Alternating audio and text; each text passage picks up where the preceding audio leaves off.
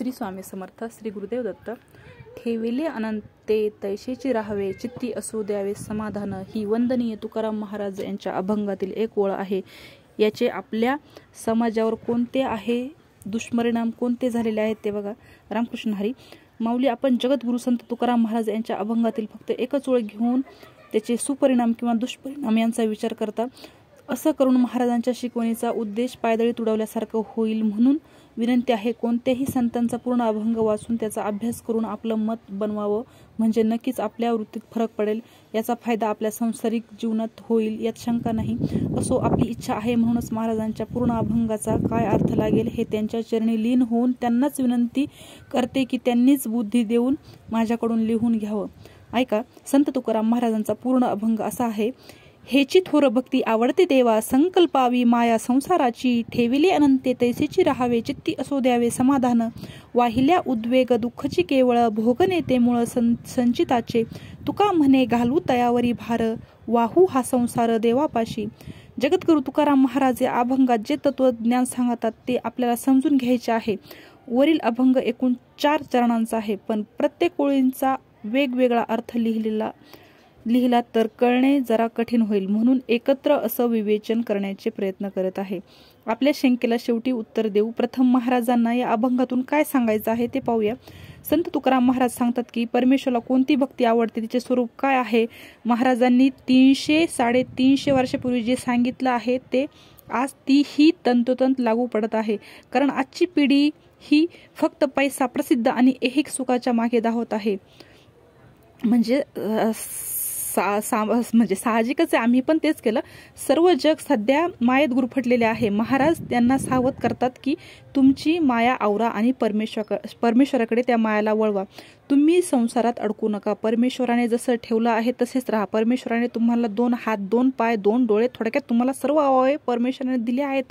म्हणून त्यांचा योग्य वापर करा. योग्य मार्गाने धन कमवण्यासाठी उपयोग करा. आजची परिस्थिती अशी आहे की अनेक लोक नोकरी करतात, ऑफिसमध्ये अनेक प्रकारचे ताणतणाव येतात, त्यांना घरात आणू नका. घर आणि कामाचं ठिकाण हे दोन्ही वेगळे आहेत, हे कधीच विसरू नका. महाराज म्हणतात मायात अडकू नका किंवा संसारात अडकू नका.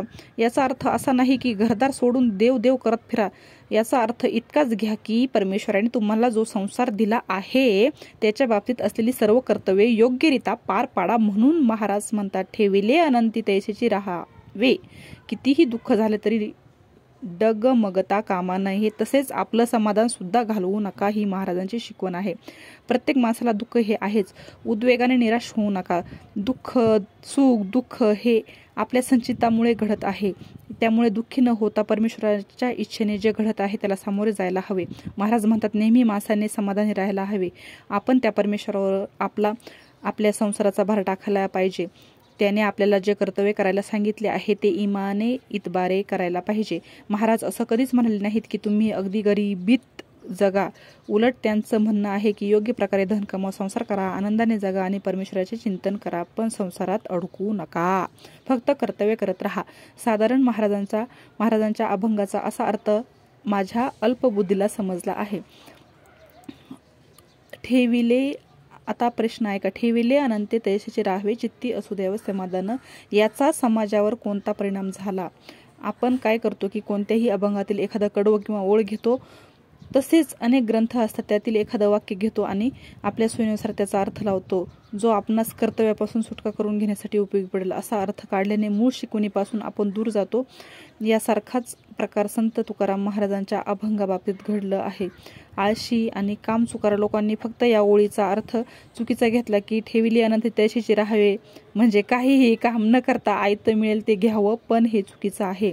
याचा वाईट परिणाम नक्कीच झाला आहे. पण जे लोक या अभंगाचा अर्थ ज्यांना कळला आहे, असे बहुसंख्य लोक आहेत, ते योग्य मार्गाने आपला संसार चालवतात, कर्तव्यात कसूर करत नाहीत आणि परमेश्वरालाही विसरत नाहीत. तसे संसारात गरजेपेक्षा जास्त अडकत नाहीत. हा चांगला परिणाम या अभंगातील ओळीचा आहे. आपणच ठरवा काय वाईट आणि काय चांगलं. ते कधी कधी वाचून माणसाला योग्य अर्थ समजत नाही, म्हणून आपण सोयीस्कर अर्थ काढतो आणि संकटात अडकतो.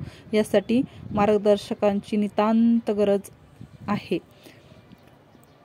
श्री स्वामी समर्थ. श्री गुरुदेव दत्त. अवधूत चिंतन. श्री गुरुदेव दत्त. धन्यवाद.